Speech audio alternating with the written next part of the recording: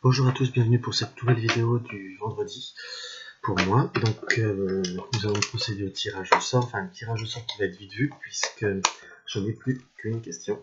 J'en avais préparé d'autres et je n'arrive plus à les retrouver, puis comme j'ai pas le temps de les préparer, on va faire avec. Donc on va regarder quelle question c'est. C'est quel est ton arcane majeur préféré et pourquoi? Alors je vais vous montrer ça. Alors, mon arcane majeur préféré. Là, vous avez. Là, c'est le tarot Millennium fait par Wilfried Oudouin. D'ailleurs, il y a bientôt la nouvelle version de 78 cartes qui va sortir. Pour ceux qui aiment les beaux tarots. D'ailleurs, on a même eu sur la page Facebook de Wilfried la présentation de la boîte, enfin la photo de la boîte. Juste pour la partie. Alors, pour moi, mon arcane majeur préféré, c'est celle-ci. Je crois que je l'avais déjà dit dans une autre vidéo. Pour moi, c'est le monde. Le monde, pourquoi? Parce que le monde, c'est, on va dire, c'est une forme de perfection. C'est quelque chose, c'est un aboutissement, c'est une finition, c'est quelque chose de, on peut dire, de parfait. Moi, plutôt, on va dire, c'est une ouverture sur une multitude d'horizons. C'est comme quelque part, c'est une forme de tolérance, si on peut voir à l'interpréter comme ça, parce que vous voyez, il y a les différents symboles, cette carte regroupe tout, c'est un tout. C'est un tout dans le 1 et le 1 et le tout. Pour moi, par rapport à cette carte. Donc, j'adore la tirer, bien entendu. Et c'est une carte qui m'a toujours énormément plu. Pas forcément la plus belle, on va dire, par rapport au point de vue des dessins, si on peut dire. Il y en a qui pourraient voir à préférer, il y en a qui aiment, qui n'est pas une carte vilaine, hein. On a la carte du soleil. Mais je ne sais pas pourquoi celle-ci, pour moi, il y a vraiment tout.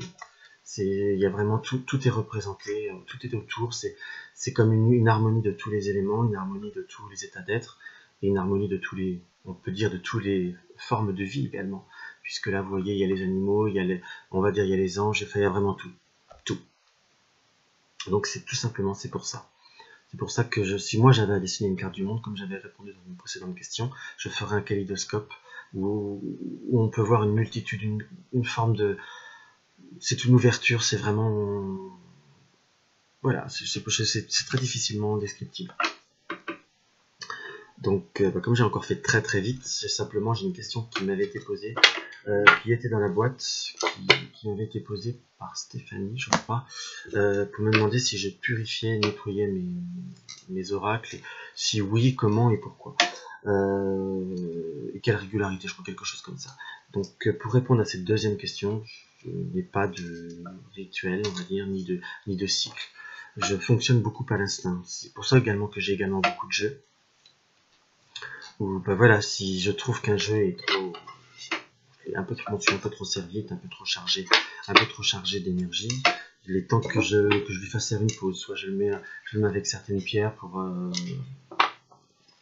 je le mets avec une labradorite, ou je le mets simplement dans un endroit que j'ai de beaucoup plus serein, mais je passe pas par la fumigation, je passe pas par le cycle de la nouvelle lune, je passe pas par...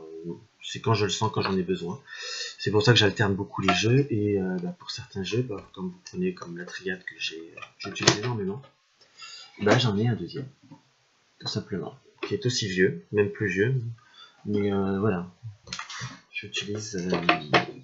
et pour ça que j'alterne un coup l'oracle G. Je le fais en fonction de chaque consultant ou consultante. Et parce qu'il y a certains jeux qui vont plus être en résonance avec certains. Et quelque part même pour d'autres personnes d'autres consultants qui sont également des personnes qui utilisent des supports, j'essaye d'éviter au maximum de prendre le même support que leur support préféré, parce qu'après on peut voir et essayer d'interpréter soi-même. Là je vous parle d'expérience personnelle. Donc c'est également pour ça. Donc non, je n'ai pas de cycle, pour revenir à la question principale, je n'ai pas de cycle de rituel particulier. Soit je le mets avec une pierre, mais je lui laisse un temps de repos. Et quand je le reprends, je sens que voilà, les énergies sont passées, les énergies se sont atténuées. Moi, c'est mon fonctionnement, j'en ai pas forcément besoin, mais il y en a qui soufflent dessus, ça m'arrive d'ailleurs de le faire sans m'en rendre compte. Enfin, voilà, je le fais moins de façon intuitive et instinctive. Donc, voilà pour répondre à cette question. Et donc si vous avez d'autres questions, même si les copinettes ou autres et les copains qui regardent cette vidéo ont des questions, tu n'hésites pas à m'ordonner, parce que j'en ai quelques-unes, mais j'en ai pas non plus beaucoup. Et une autre question qu'on m'avait posée d'ailleurs qui était dans la boîte, c'était quel conseil donnerais-tu à une personne professionnelle ou amateur pour démarrer à tirer les cartes. Le conseil que je donnerais, c'est déjà, que ce soit professionnel ou amateur, c'est pour tout le monde pareil pour moi, c'est déjà quelle est l'utilité quelle utilité vous voulez donner à vos tirages de cartes. J'emploie le mot utilité, c'est dans le sens où quelle fonction également vous voulez lui donner. Quel est votre but avec ce jeu, avec un tarot, un oracle ou autre. Parce que déjà, un oracle ou un tarot peut nous apporter énormément de choses pour un développement personnel, pour soi ou pour les autres. Mais comme pour toute chose, il faut avoir une... Et ça, c'est presque une des choses primordiales, à mon sens. Je dis bien que je n'ai pas la parole, que je n'ai pas une raison... Comment vous dire, je sais pas, la raison ultime. À mon sens, il faut bien prendre conscience qu'un tirage de cartes peut ne pas avoir une... peut pour certaines personnes, pardon, peut être très très important, peut avoir, outre l'information donnée, peut jouer sur la vie d'une personne. Sincèrement, je ne fais pas de mélodrame, hein, qu'on soit bien d'accord. Il y a des personnes qui sont beaucoup plus fragiles. Donc pour un amateur ou un professionnel, mais bon, après un professionnel normalement doit savoir ces choses-là, il faut vraiment prendre conscience, que ce soit pour le développement personnel ou même de la divination pure et dure, hein, si vous voulez. Il faut être honnête avec soi-même et honnête envers le consultant. Il ne faut pas enfoncer les personnes, même que ce soit dans le développement personnel, il faut essayer. L'erreur est possible, qu'on soit bien d'accord. Moi-même, je suis pas infaillible, loin s'en faut.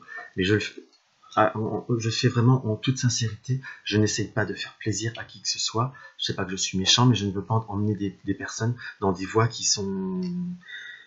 ne sont pas leur chemin, si vous voulez, ou qui de toute façon n'aboutiront pas, ou autre. Ça, c'est d'expériences que j'ai eues de multiples personnes, et encore une dernièrement d'ailleurs, que j'ai eu il y a je crois qu'il y a 2 ans, qui est venu à 2 reprises me consulter, qui est revenu dernièrement, et on n'était pas d'accord sur le type, sur la consultation en soi, hein.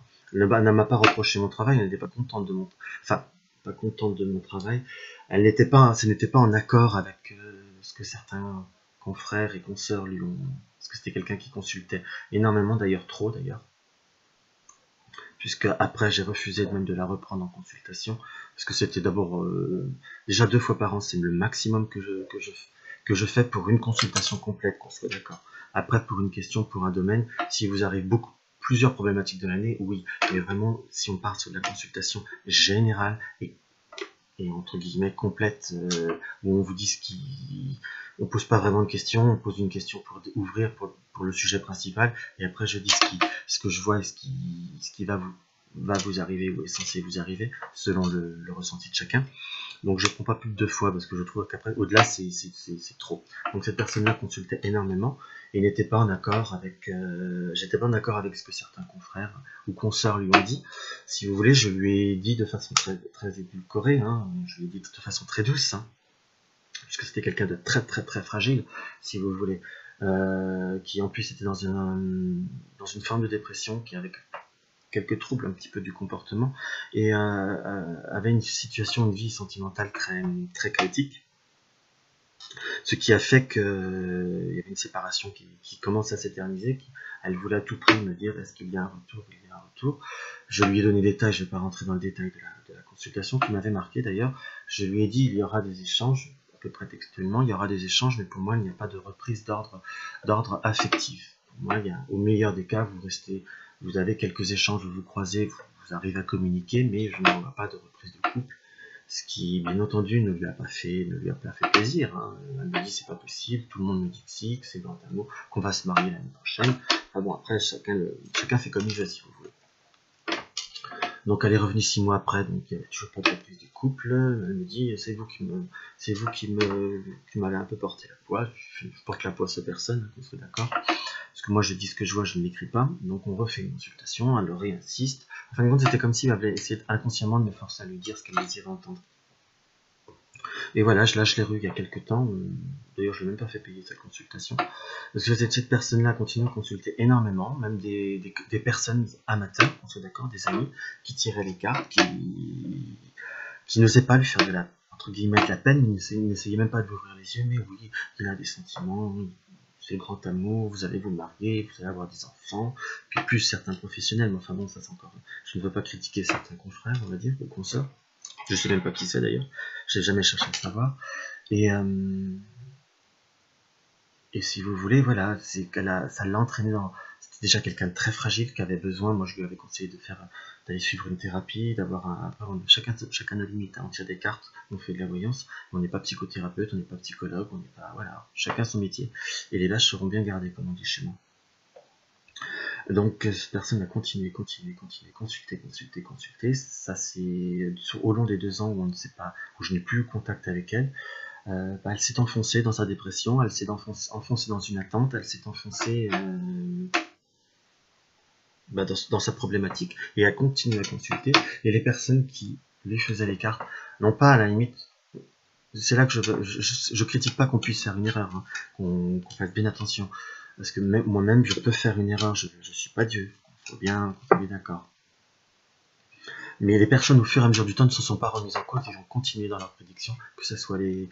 Après comme elle s'est enfoncée dans un gouffre financier, donc elle a continué qu'avec ses amis, et ses amis n'ont jamais eu le courage de lui dire non, on arrête, ça sert à rien, je peux me tromper, va faire une... Ce qui fait qu'elle s'est enfoncée, on lui a vendu du rêve pendant, je vous dis, 18 mois après notre rencontre, et malheureusement il y a eu un cas plus... On va dire, elle a fait des tentatives, on va dire, plus extrêmes, et elle a fini en hôpital psychiatrique, exactement. Parce qu'elle avait sombré dans sa dépression à force d'y croire, et l'effet marquant est que cette personne a rencontré quelqu'un d'autre, et il s'était caché parce qu'elle le persécutait, elle le suivait, elle fouillait même ses poubelles, j'ai même su ça après, si vous voulez, et cette personne a rencontré quelqu'un, a emménagé avec une autre personne, et elle l'a pas supporté. Et personne n'a pu ou n'a voulu la prévenir. Donc simplement pour cette anecdote-là, il faut droit dans ses bottes, on ne vend pas du rêve. Après, on peut aider avec les cartes, mais il faut savoir les limites. Et surtout, il faut savoir ne pas se dire on fait ça pour rire. Parce que je ne vais pas vous dire que de tirer les cartes ou un tarot, c'est sacré, mais on peut avoir une responsabilité et une importance dans la vie de la personne. C'est vraiment peu importe le support que vous utilisez, honnêtement, il faut vraiment avoir une conscience de ce que l'on fait. On le fait pour soi, même pour soi, il faut savoir les limites de nos cartes, il faut savoir nos limites de soi-même, mais il faut savoir, faut vraiment choisir la bonne orientation et la bonne déontologie pour moi. Après, pour certains professionnels, on va dire pour notre métier des arts divinatoires, il ne faut pas d'excès. Voilà, ne pas engouffrer de l'argent, ne pas engouffrer les personnes dans une dépendance, dans une addiction qui leur fait un gouffre d'argent, un gouffre financier. C'est pas forcément des personnes qui en ont, et en plus de leurs problèmes, ils ont ça en surplus. Donc voilà, et puis dans nos professions, il ne faut pas l'oublier, il y a quand même beaucoup de personnes qui ne sont pas honnêtes, et beaucoup de faux voyants, et beaucoup d'escrocs. Et après on parle pas des marabouts de ficelle, hein, où on va vous faire le rituel de retour affectif, brûler la patte gauche d'un crapaud sous la pleine lune, et puis ça y est, on règle un peu l'esprit, et puis voilà. Mais bon, là je m'écarte par rapport au tarot, mais sachez vos limites, sachez votre honnêteté, et ne dites rien à quelqu'un. Si les cartes vous disent le contraire, ne lui dites pas oui pour lui faire plaisir. Que ça soit dans son développement personnel, que ne l'entraînez pas dans une voie qui n'est pas la sienne, pour lui faire plaisir, même si c'est une bonne voie, si c'est quelque chose de bien. Chacun ses capacités, chacun ses limites, et chacun son chemin. Donc s'il faut qu'elle passe à droite avant d'aller à gauche, c'est qu'elle doit l'apprendre et elle doit le comprendre. J'espère avoir été à peu près clair, on va dire, pour ces questions dues improvisées. Donc sincèrement, si vous avez d'autres questions, n'hésitez pas à me laisser en commentaire. Vous me les envoyez par mail via mon site Facebook, Julien Gabriel, pas mon site Facebook, pardon, mon site tout court, www.juliengabriel.com, et comme ça je pourrai la réincorporer dans la boîte. Bonne semaine à tous, je vous remercie.